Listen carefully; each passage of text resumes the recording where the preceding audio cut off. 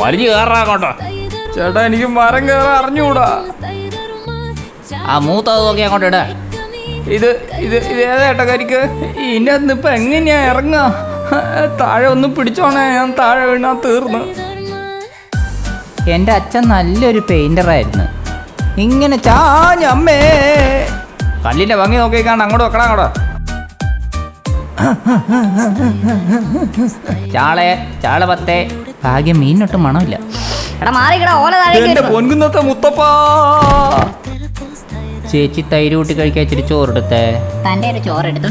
ഇച്ചിരി കഴിക്കാനായിട്ട് ഇച്ചിരി കണ്ണാടി പോലെ തിളങ്ങണമെന്നാ മുതലാളി പറഞ്ഞേക്കണേ. ഒരച്ചൊരച്ച് ഞാൻ മരിക്കും. നല്ല വലയാണ് കേട്ടാ, ഞാൻ തന്നെ നെയ്തതാണ്. സൂപ്പറാണ്, അടിപൊളിയാണ്. ഒന്ന് വാങ്ങിച്ചൊന്ന് എറിഞ്ഞു നോക്കി. മുതലാളി ഈ തേങ്ങാമര തേക്കാണെന്നാ തോന്നണേ. അയല 200 പോയി.